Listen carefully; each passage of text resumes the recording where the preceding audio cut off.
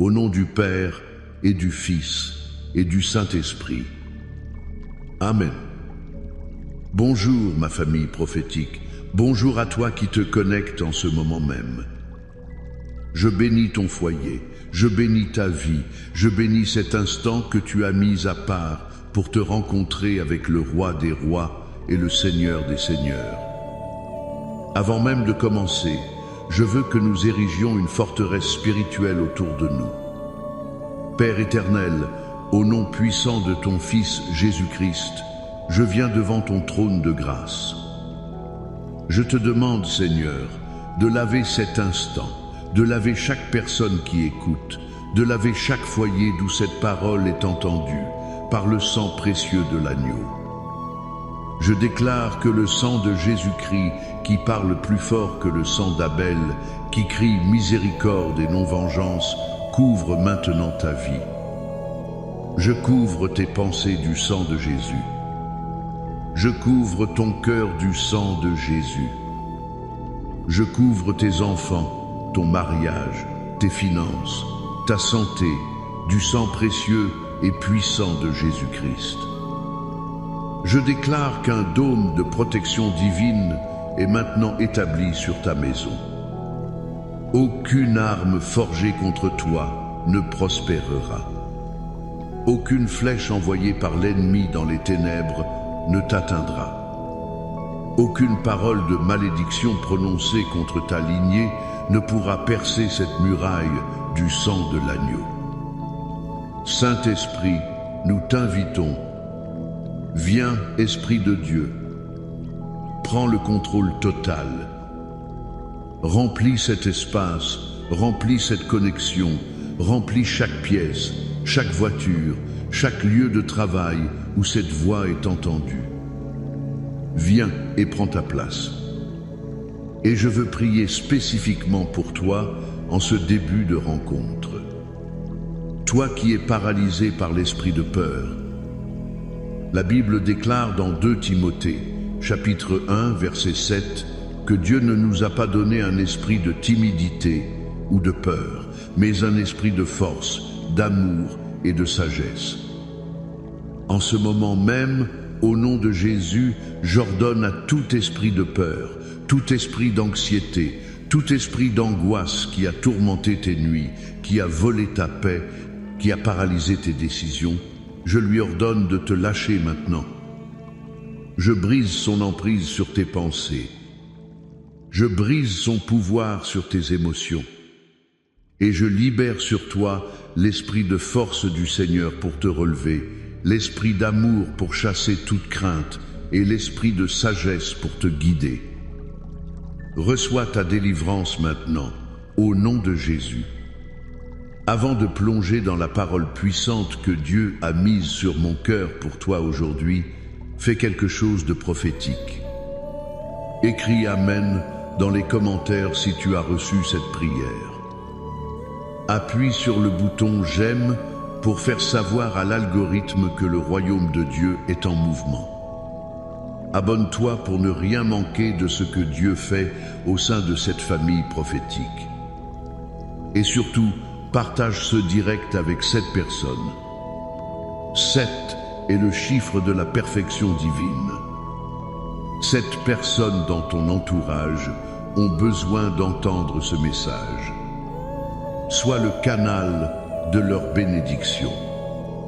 Et reste jusqu'à la fin, car je sens puissamment dans mon esprit que je vais prier spécifiquement pour toute personne qui se sent perdue, abandonnée et sans direction dans la vallée qu'elle traverse.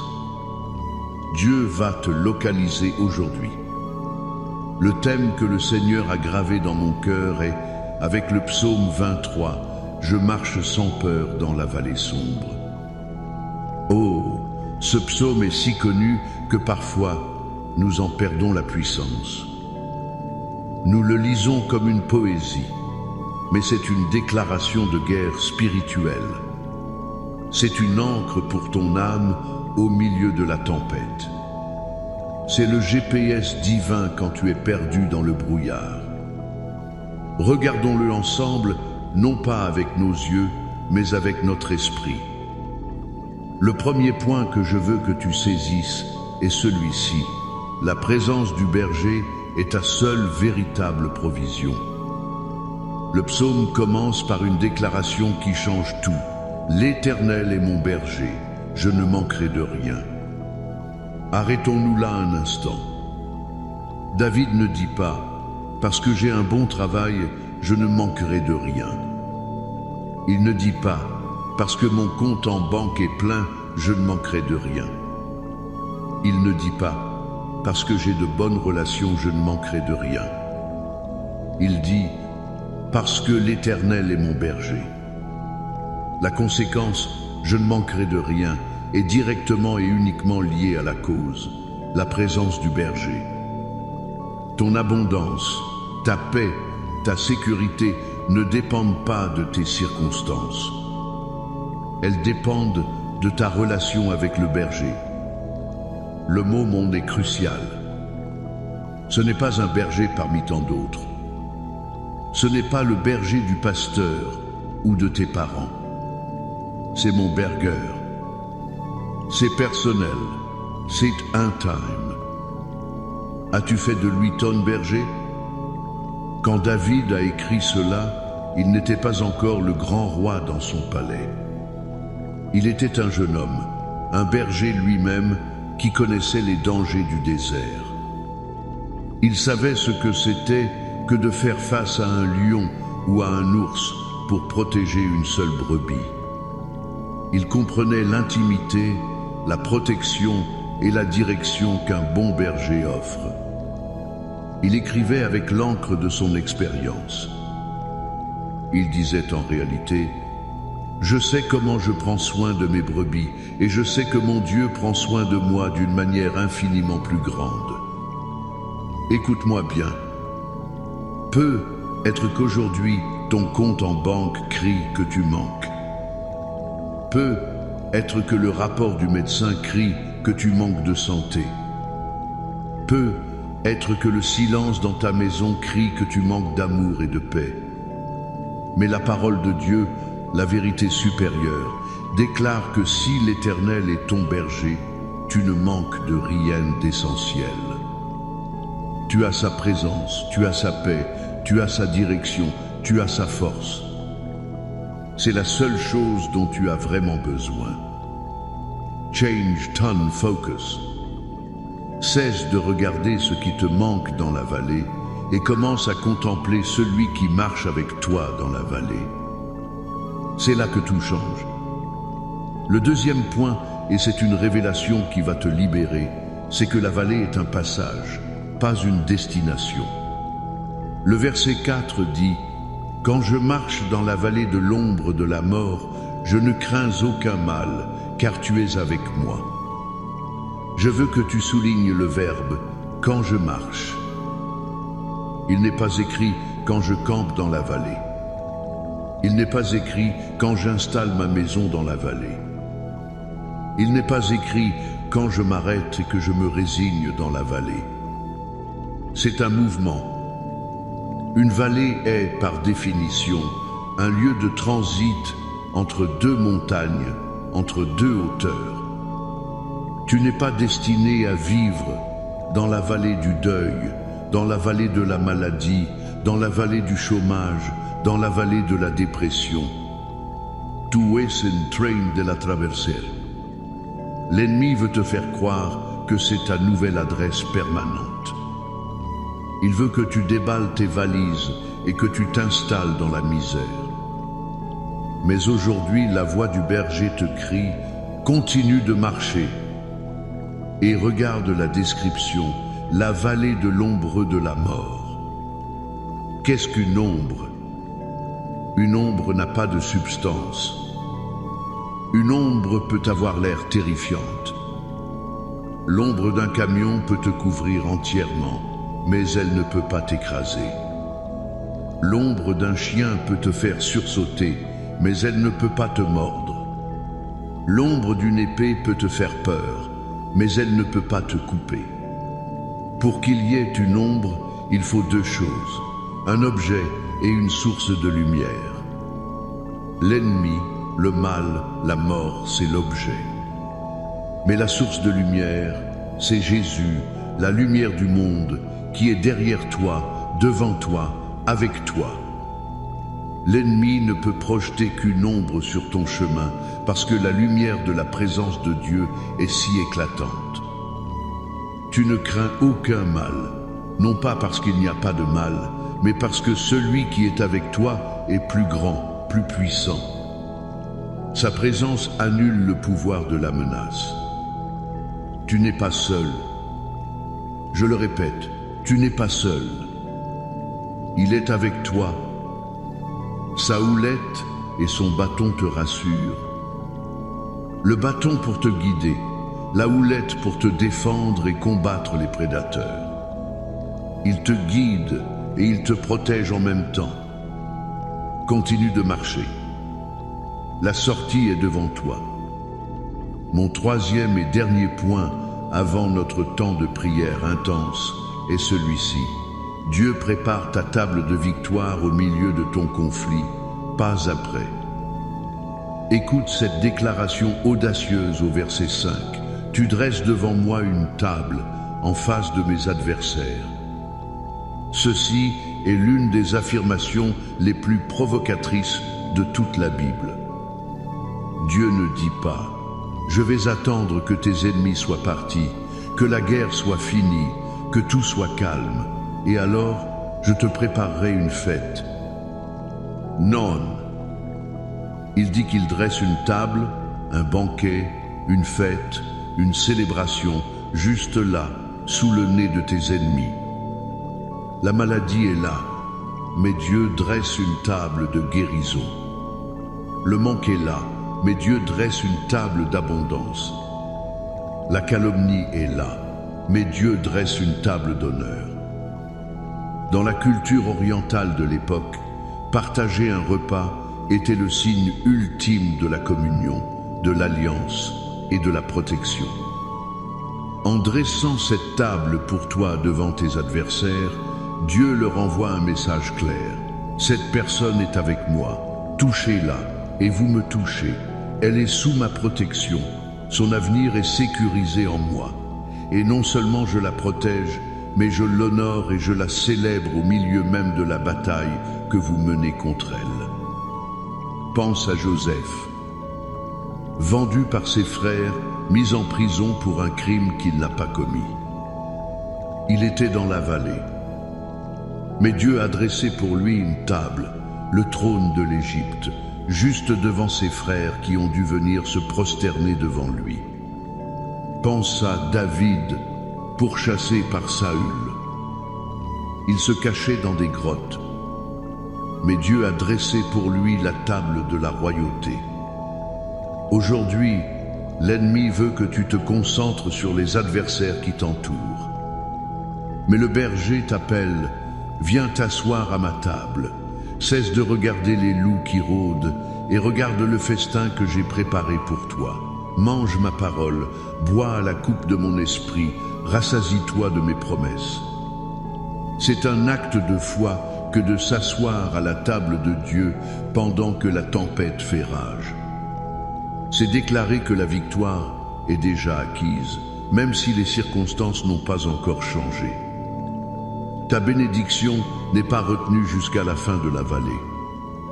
Ta bénédiction est disponible maintenant au milieu de la vallée. Maintenant, je veux que nous prenions une arme puissante, une déclaration de foi qui a traversé les siècles. C'est le psaume de la protection divine par excellence. Je veux lire sur ta vie, sur ta maison, la totalité du psaume 91. Reçois-le, non comme un texte ancien, mais comme une parole vivante et agissante pour toi, aujourd'hui. Celui qui demeure sous l'abri du Très-Haut repose à l'ombre du Tout-Puissant. Je dis à l'Éternel, mon refuge et ma forteresse, mon Dieu en qui je me confie, car c'est lui qui te délivre du filet de l'oiseleur, de la peste et de ses ravages.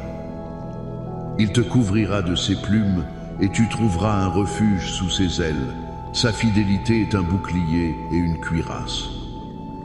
Tu ne craindras ni les terreurs de la nuit, ni la flèche qui vole de jour, ni la peste qui marche dans les ténèbres, ni la contagion qui frappe en plein midi. Que 1000 tombent à ton côté et 10 000 à ta droite, tu ne seras pas atteint. De tes yeux seulement tu regarderas et tu verras la rétribution des méchants. Car tu es mon refuge, ô Éternel. Tu fais du Très-Haut ta retraite. Aucun malheur ne t'arrivera, aucun fléau n'approchera de ta tente. Car il ordonnera à ses anges de te garder dans toutes tes voies. Ils te porteront sur les mains, de peur que ton pied ne heurte contre une pierre. Tu marcheras sur le lion et sur l'aspic, tu fouleras le lionceau et le dragon. Puisqu'il m'aime, je le délivrerai, je le protégerai, puisqu'il connaît mon nom. Il m'invoquera, et je lui répondrai. Je serai avec lui dans la détresse, je le délivrerai, et je le glorifierai. Je le rassasierai de longs jours, et je lui ferai voir mon salut. Amen. Reçois cette parole sur ta vie. Maintenant, entrons dans ce temps de prière. Ouvre ton cœur. Là où tu es, lève tes mains si tu le peux, comme un signe de reddition et de réception. Père céleste, au nom de Jésus, je te remercie pour ta parole qui est une lampe à nos pieds et une lumière sur notre sentier. Je prie maintenant pour chaque personne qui écoute.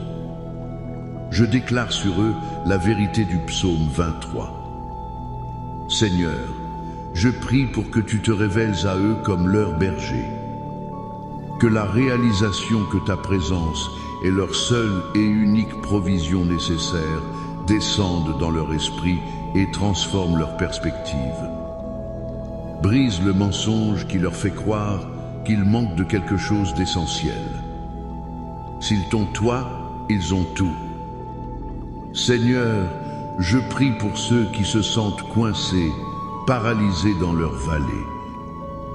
Je viens contre l'esprit de stagnation et de résignation. Au nom de Jésus, je leur commande de se lever et de marcher.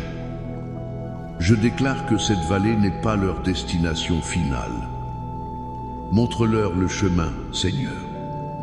Fais briller ta lumière pour qu'ils voient le prochain pas à faire. Je déclare que l'ombre de la mort, l'ombre de la maladie, l'ombre de la dette n'a aucun pouvoir sur eux, car toi, la lumière du monde, tu es avec eux. Et maintenant, Père, comme je l'ai promis, je veux prier pour cette personne qui se sent complètement perdue, abandonnée. Toi qui m'écoutes, tu as l'impression que même Dieu t'a oublié dans ta souffrance. Tu cries et tu n'entends que le silence. Tu regardes autour de toi et tu ne vois que le brouillard de l'incertitude. Ton cœur est lourd. Écoute la voix du berger. Il ne t'a pas oublié. Il ne t'a jamais quitté des yeux. La Bible dit qu'il laisse les 99 brebis en sécurité pour aller chercher celle qui est perdue. Tu es cette brebis. En cet instant même, je déclare que le berger te trouve. Sans sa main sur ton épaule, sans sa chaleur qui dissipe le froid de la solitude, il t'appelle par ton nom. Il pense tes blessures. Il te prend sur ses épaules et te ramène à la maison. Tu n'es plus perdu. Tu es retrouvé. Reçois sa paix qui surpasse toute intelligence, maintenant même, au nom de Jésus. Le silence est brisé. La confusion est dissipée. La direction est restaurée. Père, je continue de prier et je libère ta puissance sur chaque domaine de la vie de tes enfants. Pour les familles, là où il y a la division, je libère l'unité. Pour les mariages qui sont au bord du gouffre, qui sont dans la vallée de l'ombre de la mort, je commande la réconciliation, la guérison des cœurs brisés, le pardon. Je brise le joug de l'adultère, de la colère, de l'amertume. Pour les enfants qui se sont égarés, qui sont dans la vallée de la rébellion et de la confusion, je les rappelle à la maison au nom de Jésus. Esprit Saint, va les chercher où qu'ils soient et ramène-les dans les bras du Père. Pour les finances, je viens contre l'esprit de pauvreté, l'esprit de dette, l'esprit de manque. J'ordonne aux portes financières de s'ouvrir. Je déclare des promotions inattendues, des dettes annulées, des contrats signés, des idées créatives qui produisent la richesse. Je déclare que tu n'es plus la queue, mais la tête, que tu prêteras et que tu n'emprunteras pas. Que la table de l'abondance soit dressée pour toi au nom de Jésus. Pour la santé, au nom de celui par les meurtrissures duquel nous sommes guéris, je commande à tout esprit d'infirmité de quitter les corps maintenant. Cancer, je te maudis à la racine. Douleur chronique, disparaissez. Dépression, anxiété, esprit de tourment, soyez liés et chassés. Je libère la vie de Dieu, la guérison divine, depuis la plante des pieds jusqu'au sommet de la tête. Sois guéri, sois restauré, sois rendu complet au nom de Jésus. Et pour la bataille spirituelle, je déclare que tout plan de l'ennemi contre ta vie, contre ta famille, contre ton destinée est annulé et rendu sans effet par le sang de l'agneau. Chaque parole de sorcellerie est brisée. Chaque flèche enflammée est éteinte par le bouclier de la foi. Tu es plus que vainqueur par celui qui t'a aimé. La victoire est ton partage. La paz est ta portion. La joie est ta force. Marche sans peur, car le bon berger est avec toi. Il te guide, il te protège, il te restaure et il te prépare une place d'honneur. Et maintenant, reçois cette bénédiction finale. Que l'Éternel te bénisse et te garde. Que l'Éternel fasse luire sa face sur toi et t'accorde sa grâce. Que l'Éternel tourne sa face vers toi et te donne la paix. Sur toi, sur ta maison, sur tes enfants et sur les enfants de tes enfants, maintenant et pour toujours. Au nom puissant de Jésus. Amen et Amen.